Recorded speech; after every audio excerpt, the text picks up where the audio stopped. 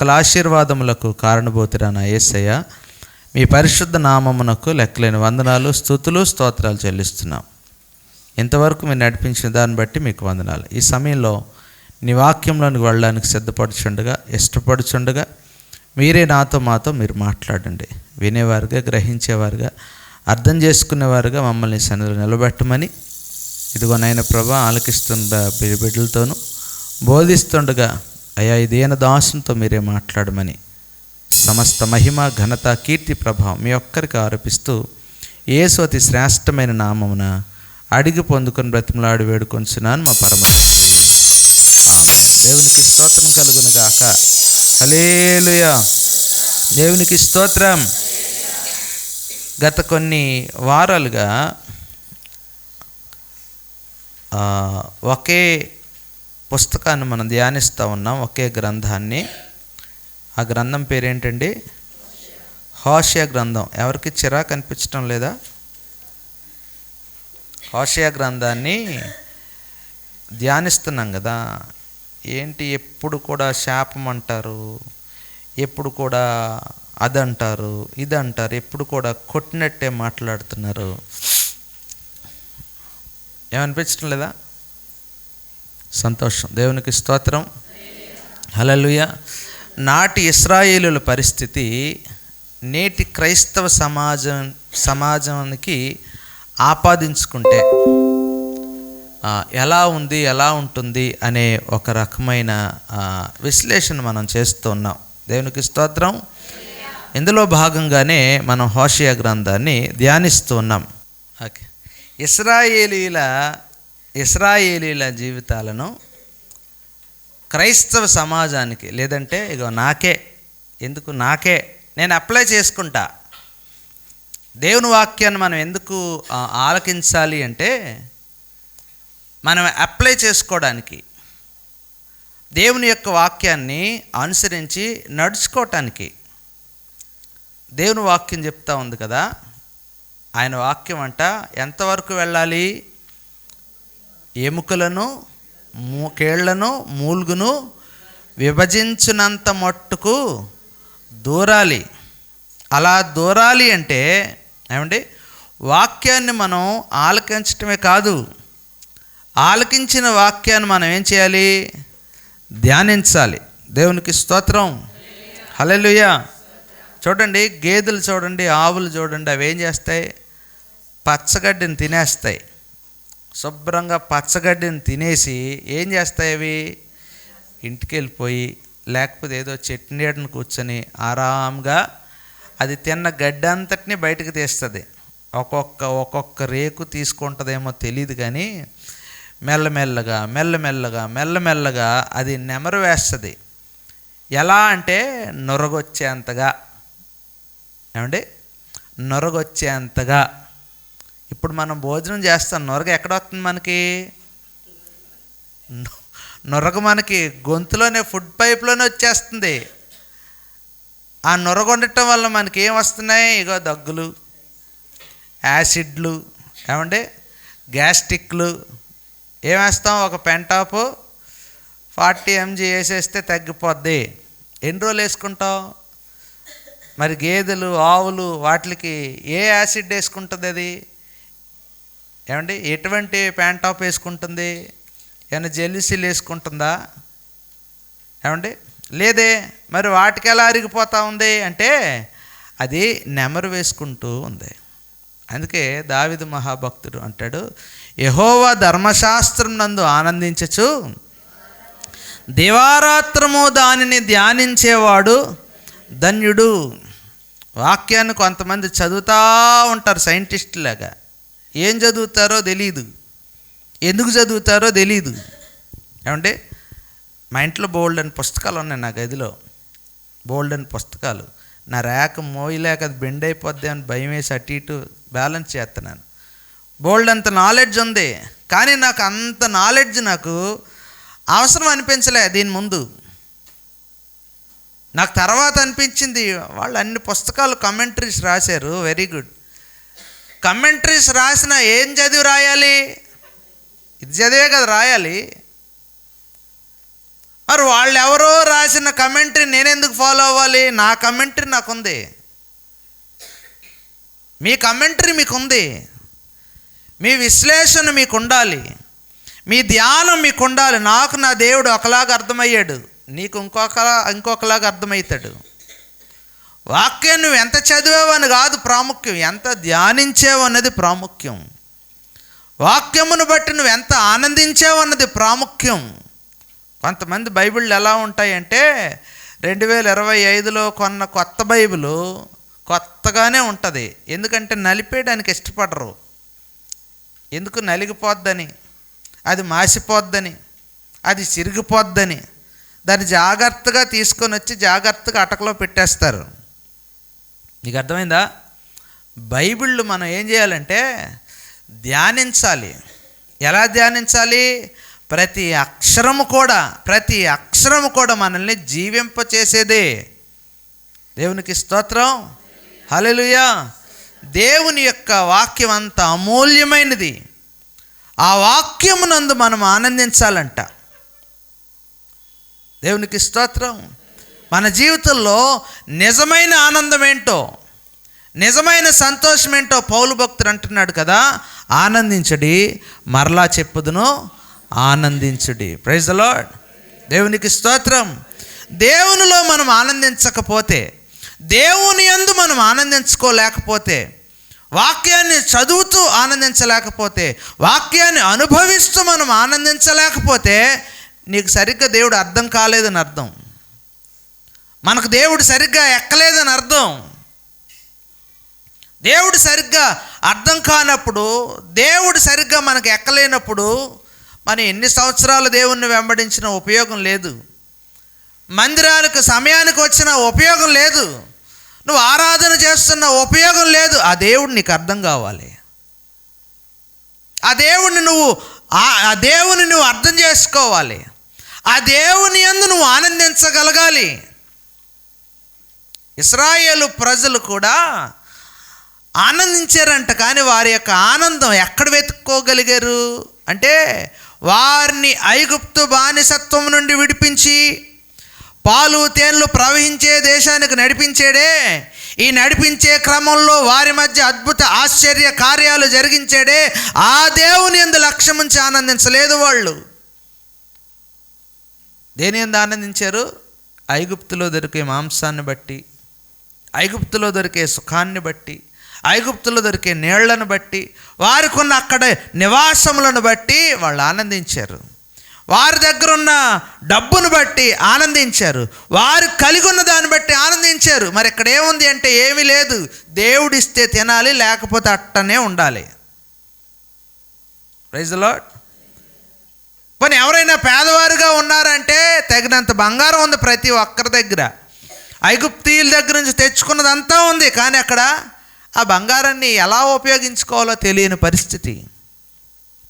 ఎందుకు తీసుకొని రమ్మన్నాడో, ఆ యొక్క బంగారాన్ని దేని కొరకు వినియోగించాలో తెలియని పరిస్థితి. దేని కొరకు వినియోగించారు అంటే బంగారు దూడను తయారు చేయడానికి వినియోగించారు. Praise the lord.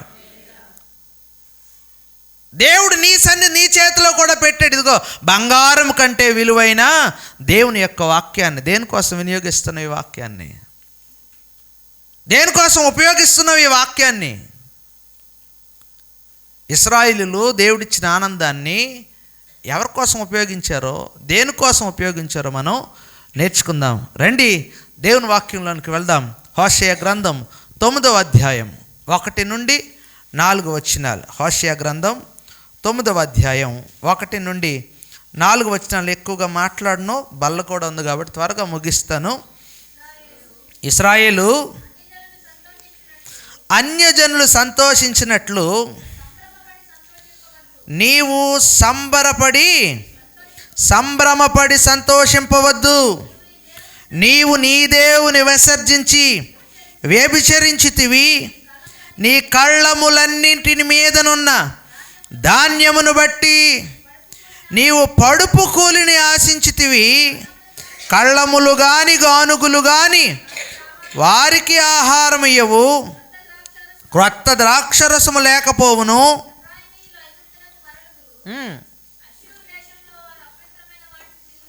ఆ, ఆ, ఆ, ఆ. చాలు 4 వచనాలు. దేవునికి స్తోత్రం. హల్లెలూయా. చదవండి. దాన్ని భుజించు వారందరూ ఆ, ఆ, చాలండి. ఇశ్రాయేలు దేని బట్టి సంతోషిస్తుంది? ఇశ్రాయేలు అన్యజనులు సంతోషించినట్లు నీవు సంభ్రమపడి సంతోషించవద్దు. ఇశ్రాయేలీలు సంతోషిస్తూ ఉన్నారంట. ఎలాంటి సంతోషం అంటే అన్యజనులు సంతోషిస్తున్నట్లుగా వీళ్ళు సంతోషిస్తున్నారు.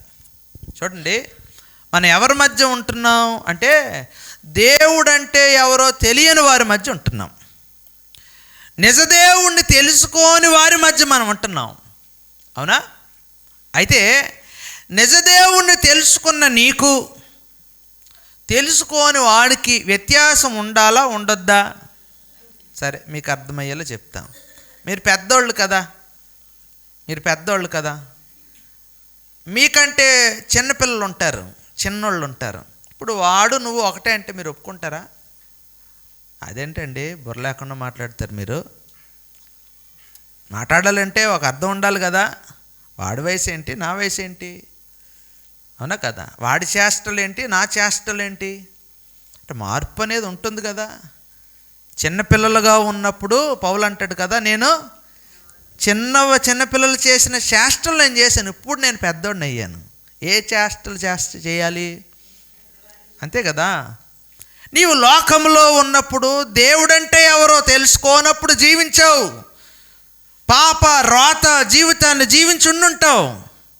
ఆ జీవితానికి నిజదేవుణ్ణి తెలుసుకుని యేసుక్రీస్తుని సొంత రక్షకునిగా అంగీకరించి దేవుడు అనుగ్రహించిన కృప ద్వారా రక్షణ పొందుకొని ఆ రక్షణ జీవితాన్ని నువ్వు ఆనందంగా కొనసాగిస్తున్నావే. నువ్వేం గమనించాలి, ఏం గ్రహించాలి అంటే అప్పటి జీవితానికి ఇప్పటి జీవితానికి ఒక వ్యత్యాసాన్ని నువ్వు గమనించుకోవాలి. అపోస్తలుడైన పౌలు అంటాడు, నేను పూర్వము హింసకుడను, దూషకుడను, హానికరుడిని. నా వల్ల ఒకరికి హానే జరిగింది కానీ ఒకరికి కీడే జరిగింది కానీ ఎవరికి మేలు చేసిన వాడిగా నేను లేను. మీకు అర్థమైందా? తన సాక్ష్యాన్ని పంచుకుంటూ ఉన్నాడు. తన యొక్క ఆత్మీయ జీవితానికిను ఆత్మీయత లేని జీవితానికి మధ్య ఉన్న వ్యత్యాసాన్ని వివరిస్తూ ఉన్నాడు. ఈరోజు నీ జీవితంలో నా జీవితంలో కూడా దేవుడు చేసిన కార్యాన్ని సాక్ష్యంగా పంచుకోవాలని సిద్ధపడతామే. ఈ సాక్ష్యాన్ని పంచుకునేటప్పుడు ఏమని పంచుకోవాలి అంటే, నేను ఇది ఇప్పుడు నా జీవితంలో జరిగింది ఇది.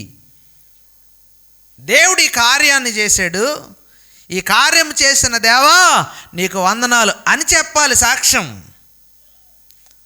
అంతేగాని ఇక్కడ నిలబడిపోయి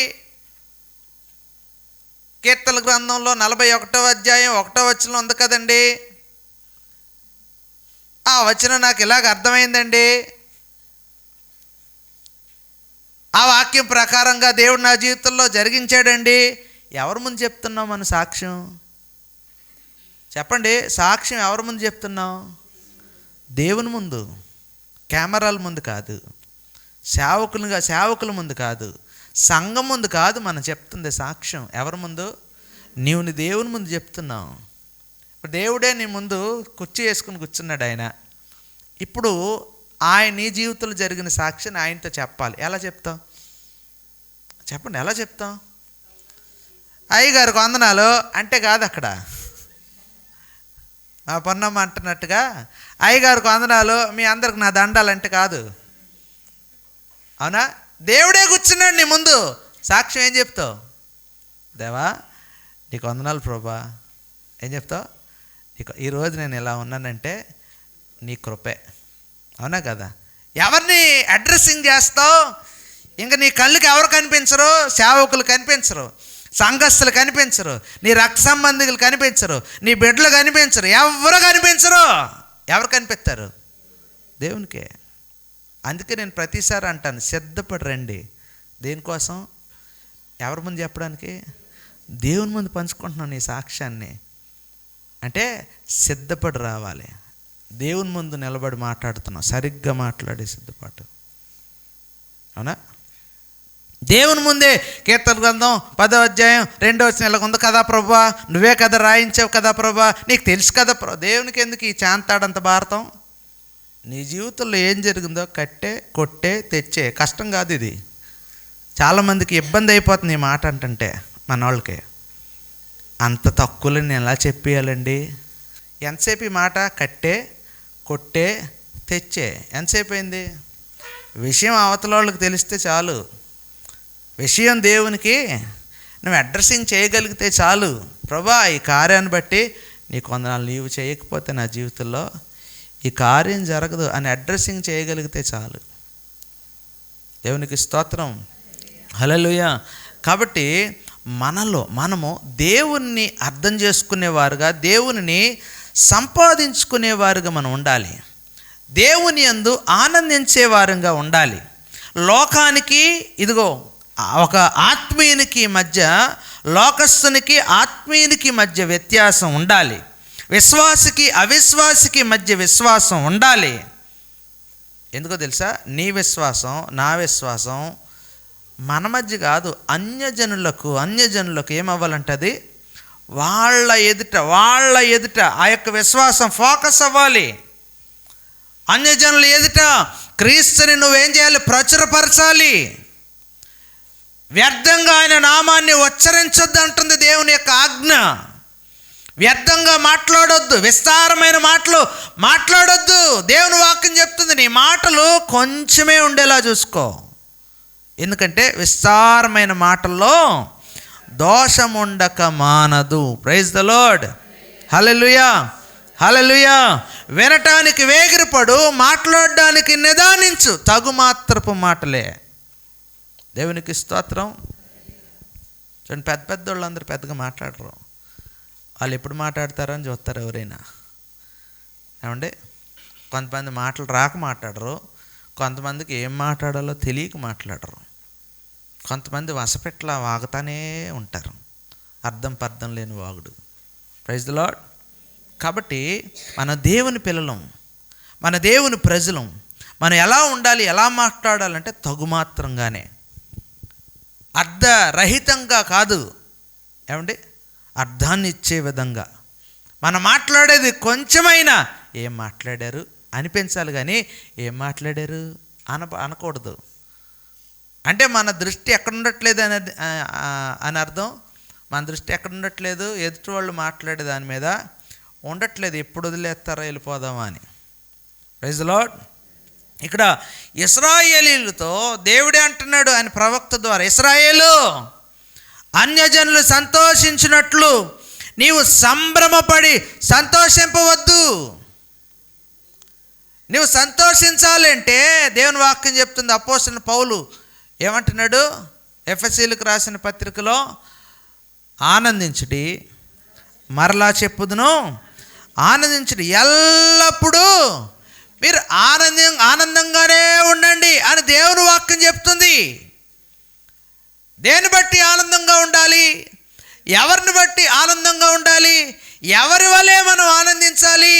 ఒక పాట పాడుకుంటాం కదా, దావీదు వలెనే నాట్యమాడి దేవా నేను స్తోత్రింతును, దావీదు వలెనే నాట్యమాడి దేవా నేను స్తోత్రింతును. యేసయ్యా స్తోత్రము, యేసయ్యా యేసయ్యా యేసయ్యా స్తోత్రము, యేసయ్యా స్తోత్రము.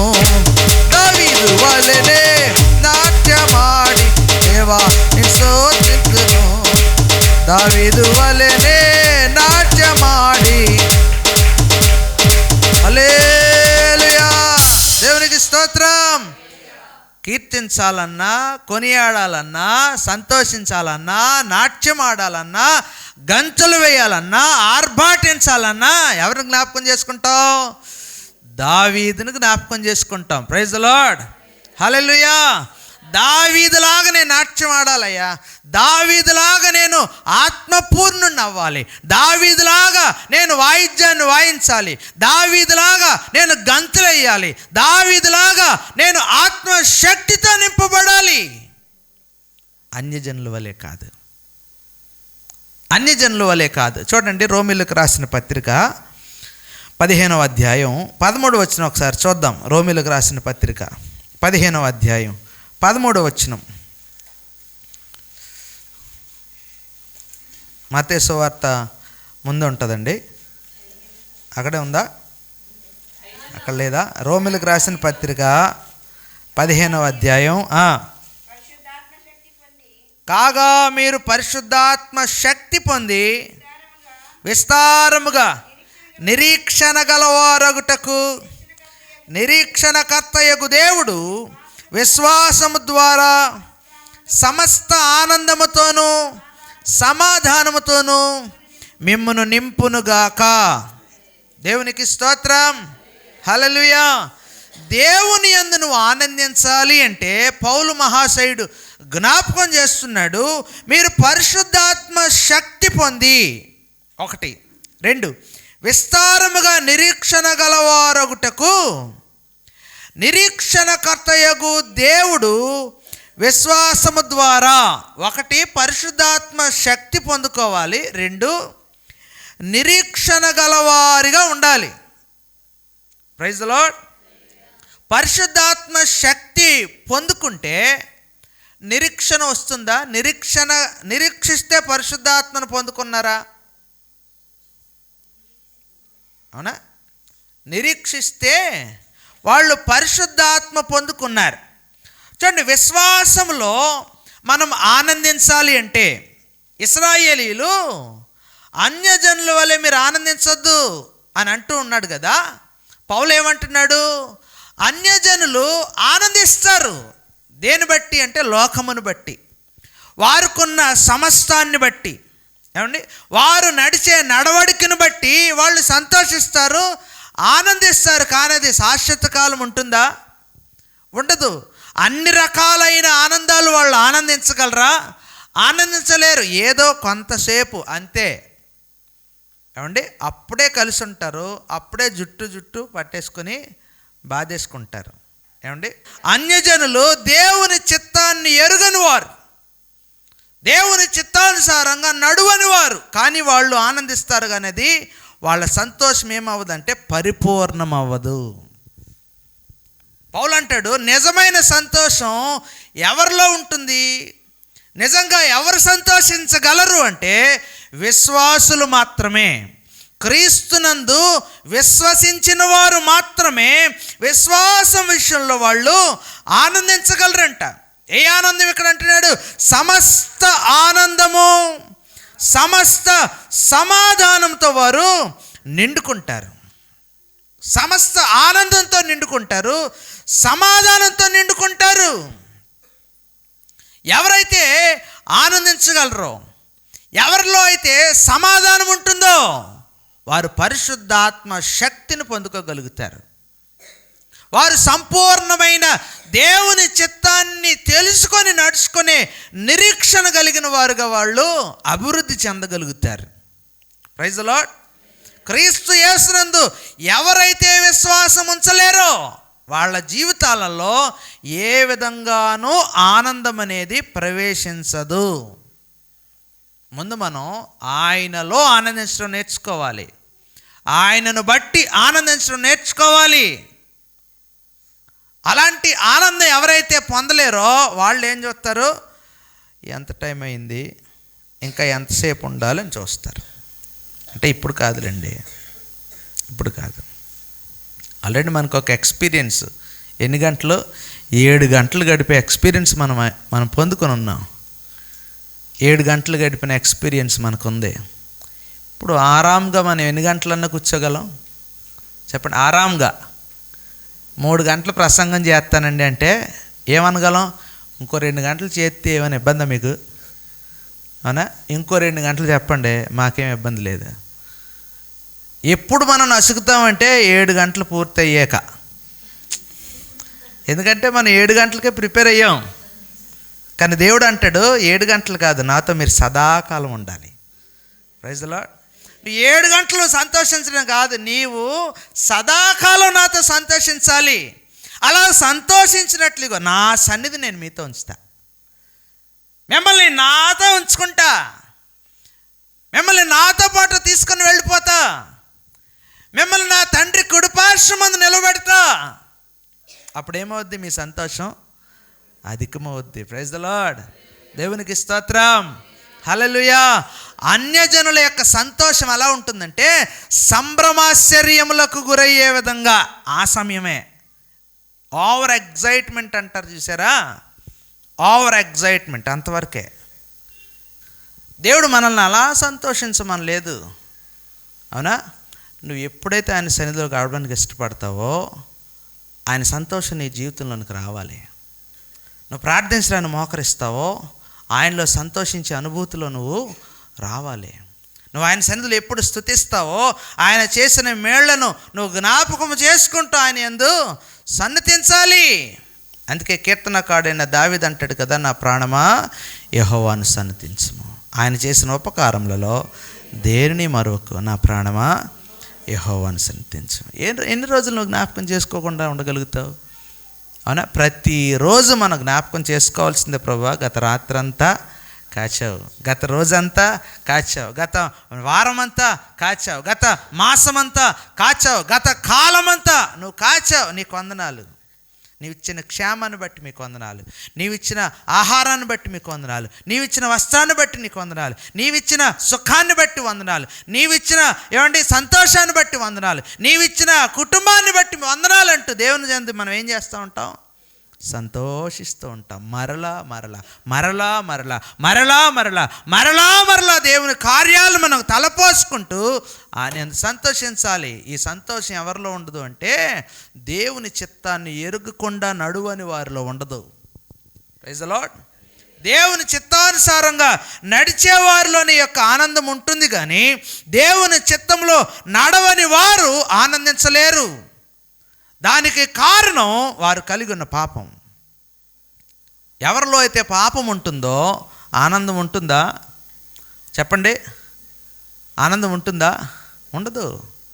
అందుకే అంటాడు పరిశుద్ధత లేకుండా ఆయన్ని చూడడం అసాధ్యం. చూడలేరు, ఎవడు చూడలేదు పరిశుద్ధత లేకుండా. ఎందుకు చూడలేరంటే పాపం ఆయన యొక్క మహిమ నుండి మనల్ని దూరంగా నెట్టేస్తుంది. Praise the lord. ఆ యొక్క ఏదైనా వనంలో ఆదాము అవ్వలు చేసిన పాపం దేవుని మహిమ నుండి వారిని దూరం చేసిందా, దగ్గర చేసిందా? దేవుడు ఆ యొక్క ఏదైనా వనంలో వారిని ఉంచుకున్నాడా, బయటకు తోలేసాడా? బయటకు పంపించేసాడు, ఉంచలేదు. ఆయన ఉంచుకోవడానికి ఇష్టపడలేదు, ఆయన పోషించడానికి ఇష్టపడలేదు, ఆయన వారిని కాపాడడానికి ఇష్టపడలేదు. మీ సావు మీరు సావండి అని వదిలిపెట్టేశాడు. అంతే.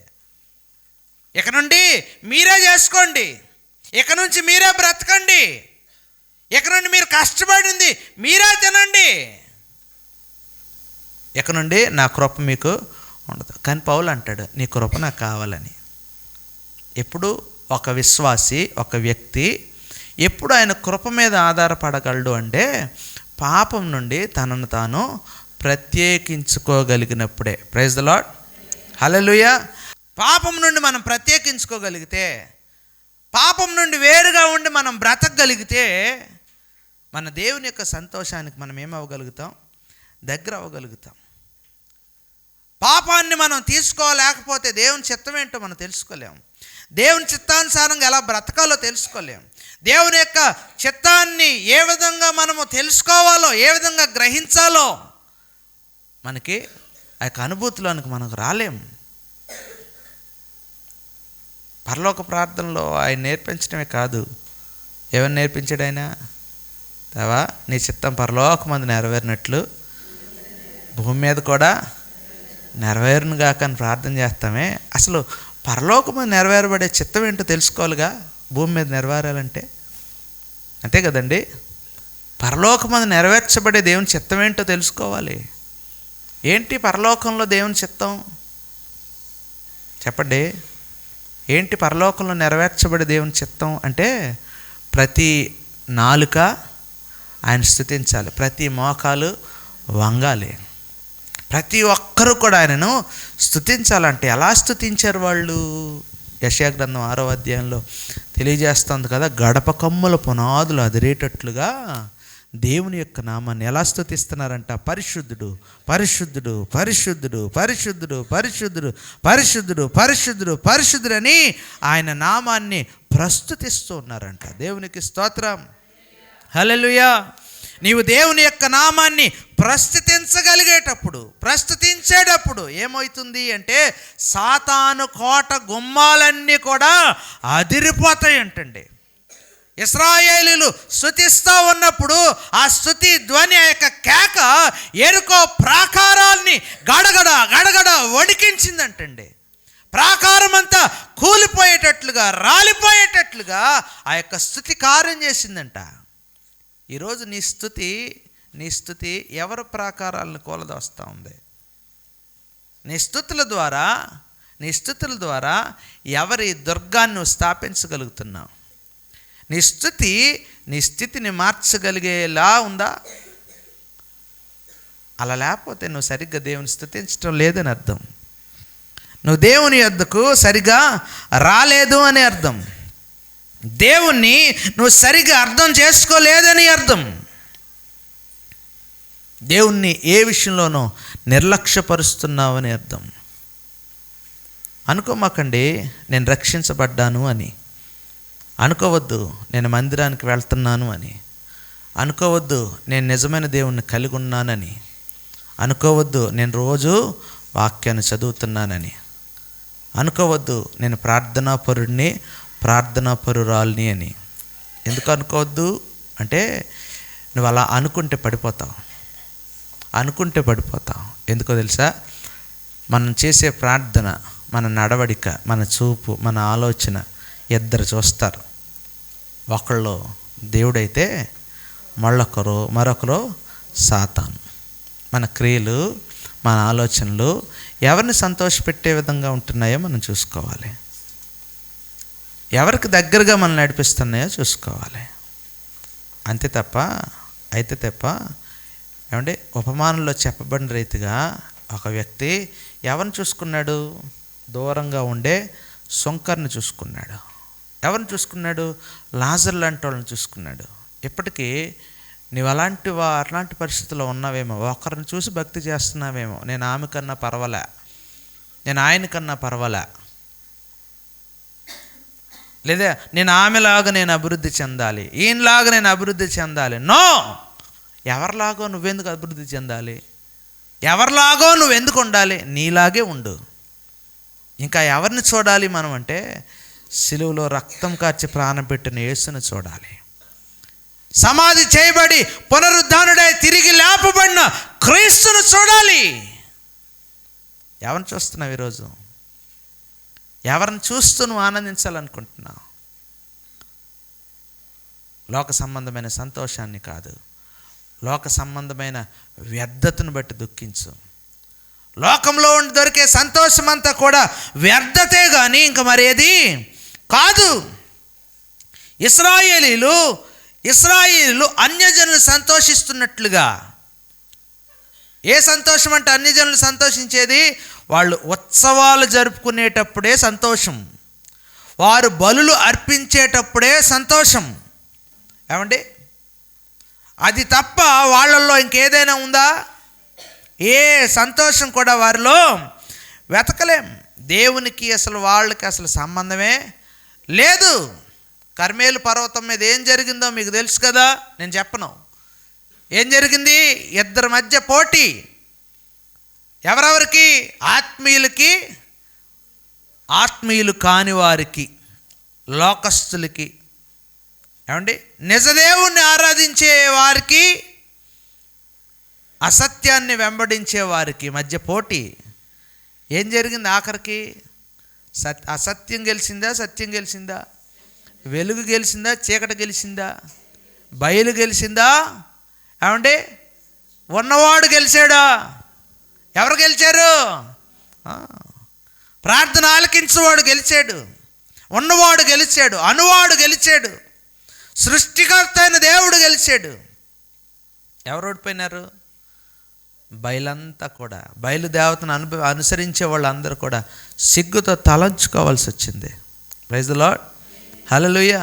కష్టమైన, ఇరుకైన, ఇబ్బంది అయినా దేవునిలో నిలబడడానికి ప్రయత్నం చేయి.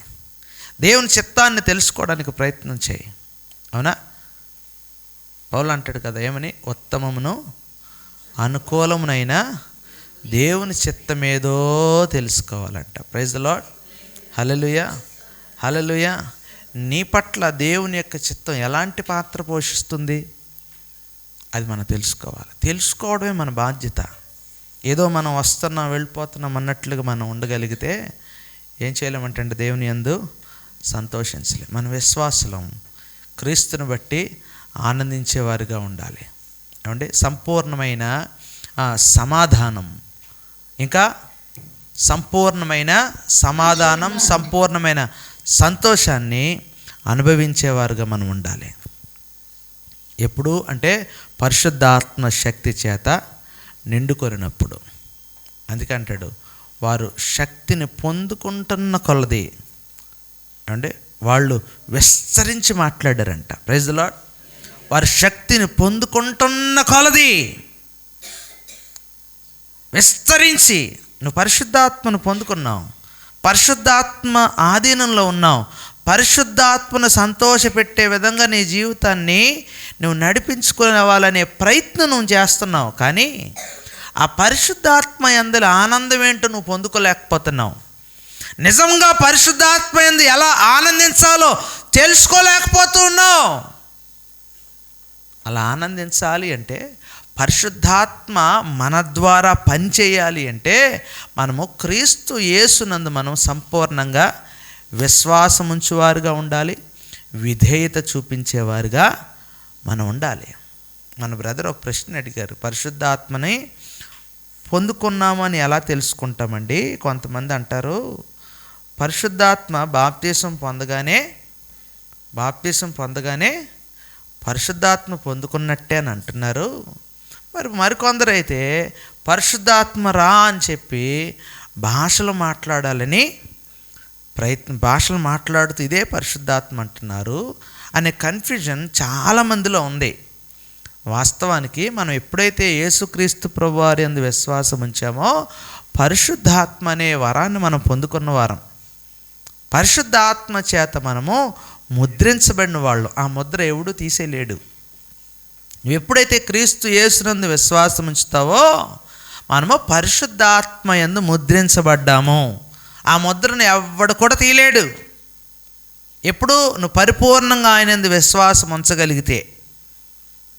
మరి వరాలు ఎప్పుడు పొందుకుంటామండి? భాషలు ఎప్పుడు మాట్లాడతాం? అంటే భాషలు మాట్లాడడానికి ప్రత్యేకమైన ఒక టైం ఉండదు. భాషలు మాట్లాడాలంటే ఏదో ఫాస్ట్గా మ్యూజిక్ వాయించడం వల్ల భాషలు రావు.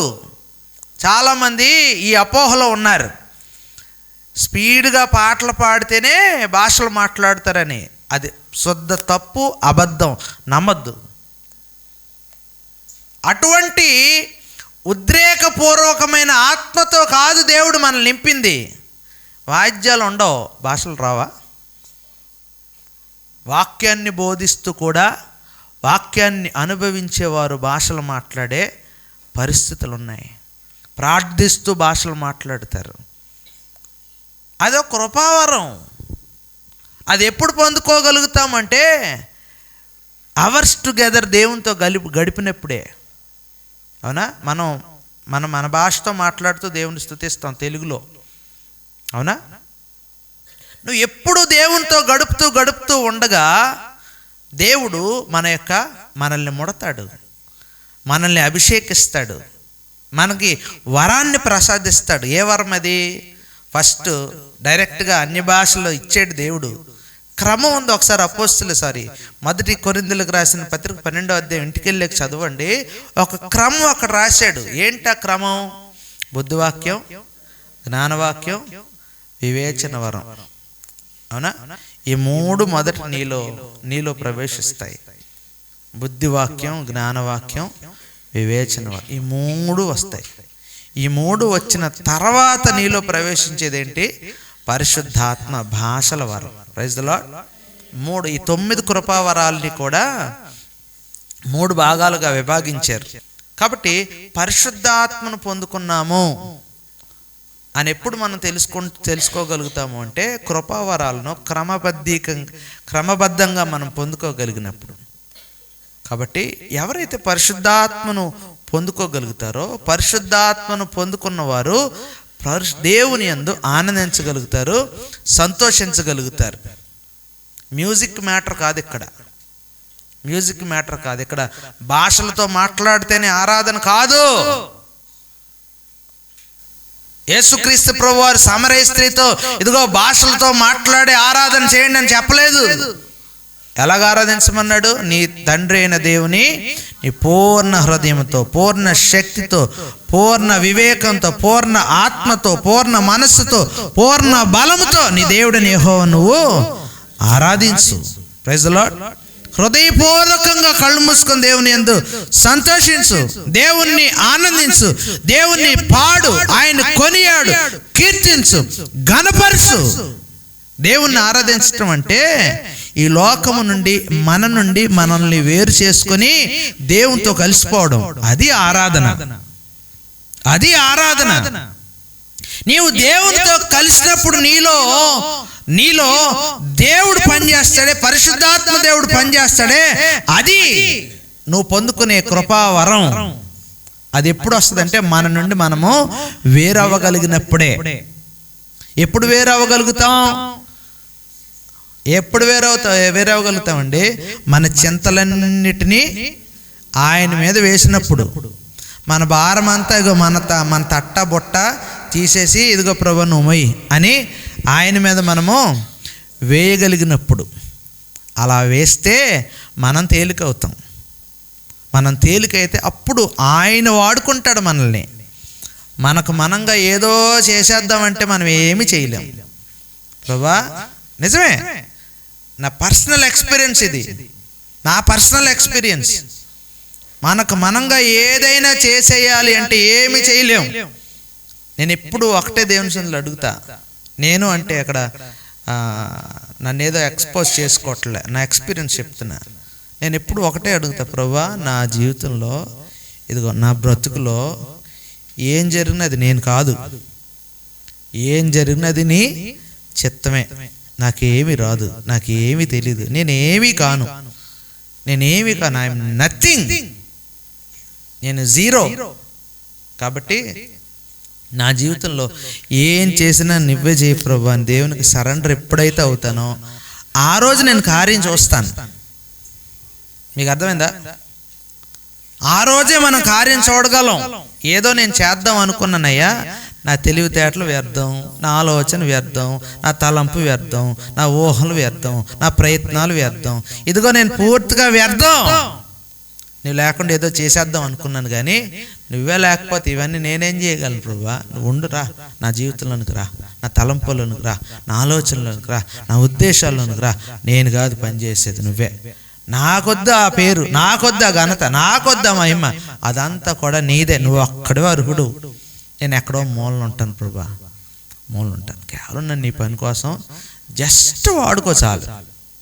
ఇలా ఎప్పుడైతే సరెండర్ చేసుకుంటానో ఆ రోజు బాగా వాడబడతానండి. సింపుల్, నా సీక్రెట్. ఆ రోజు వాడబడతానండి. ఆ రోజే ఎందుకో నాకు తెలియని సంతోషం కలుగుద్దండి.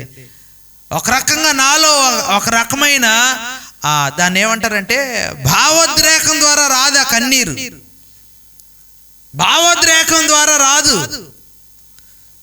లాస్ట్ మొన్న చాలా ఎమోషన్ అయిపోయింది. చాలా నాకు అదొక రకమైన సంతోషం. ఎంత ఈ 7 రోజులు కూడా ప్రభువా వీళ్ళందరూ సంతోషించారు. నా పర్సనల్ ఎక్స్పీరియన్స్ చెప్తున్నాను.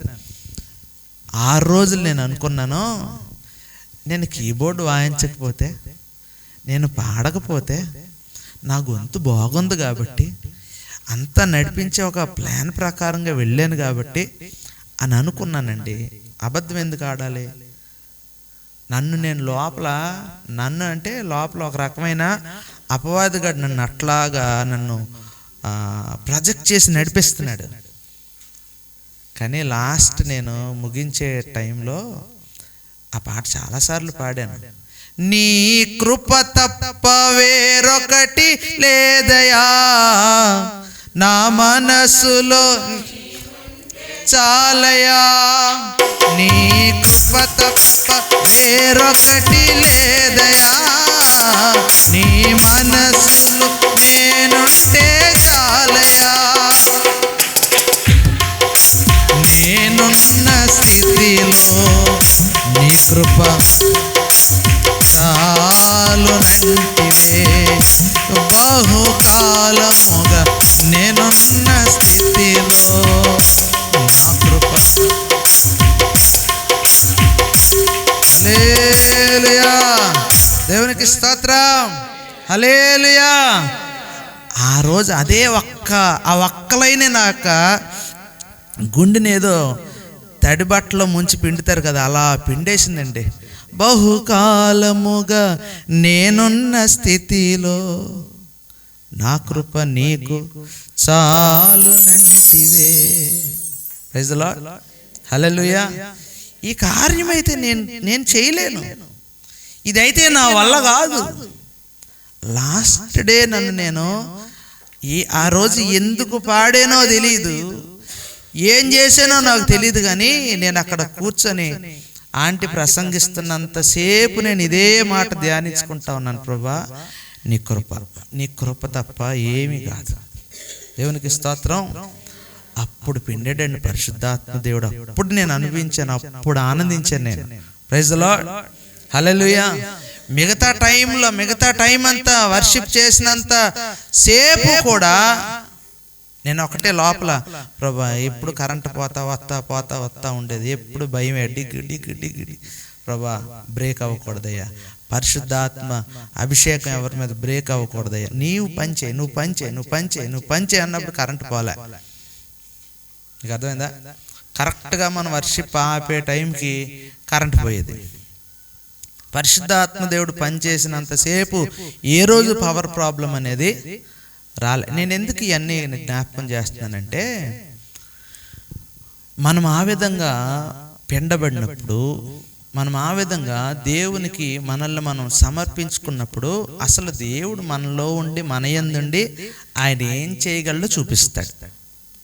ఇశ్రాయేల్ అంతమంది ఉన్నారు, అక్కడికి చూసి భయపడిపోతున్నారు గడగడ మనిషి. అవునా?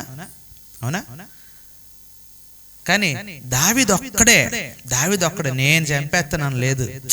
జీవము కలిగిన దేవుని ముందు అసలు ఈ సున్నతి లేని పిలిస్తే అసలు ఎవడీడు, ఇది అడ్రస్ ఏంటి, నేను ఎవరిని తీసుకొస్తున్నాను? జీవము కలిగిన దేవుణ్ణి. అక్కడ రథం లేదంతే, మీకు అక్కడ ఏం లేదు, ఒక రథం లేదు, గుర్రపు రౌతు లేడు, ఎవరు లేరు, ఆయన ఎవరికి కనిపించలేదు. ఆయన ఎక్కడున్నాడు? జీవము కలిగిన దేవుడు జీవము లేని రాయిలో. మీకు అర్థమైందా? జీవము కలిగిన దేవుడు జీవము లేని కర్రను చూసి భయపడేలా చేశాడు, జీవము లేని రాయిని చూసి వాడిని చంపేశాడు. అవునా కదా? ఆ రాయితో తెచ్చాడు. ఆ కర్రను చూసి నేను కుక్కను అనుకున్నావా, కర్రను తీసుకొస్తున్నావు? అవునా? జీవము లేనివాడు, అన్యజనుడు, ఏ సంతోషము చూడని వాడు, నిజమైన సంతోషాన్ని అనుభవించిన వాని చేతిలో చచ్చాడు. Praise the lord. నువ్వు దేవునికి సమర్పించుకో, నీ పట్ల కూడా అలాంటి గొప్ప కార్యాలు ఇదిగో చిటికలోనే చేసేస్తాడు. ప్రైజ్ ది లార్డ్, హల్లెలూయా. దేవునికి స్తోత్రం. అట్టి పరాక్రమశాలిగా దేవుడు మిమ్మల్ని దీవించునుగాక, మీ హస్తాన్ని బలపరచునుగాక, మిమ్మల్ని ఇంకా దేవునిపై ఆనుకునేవారుగా చేయునుగాక, ఆయన యందు సంతోషాన్ని సంపూర్ణమైన ఆనందాన్ని అనుభవింప చేయునుగాక. ఆమేన్, ఆమేన్. ప్రార్థన చేసుకుందాం ప్రతి ఒక్కరూ.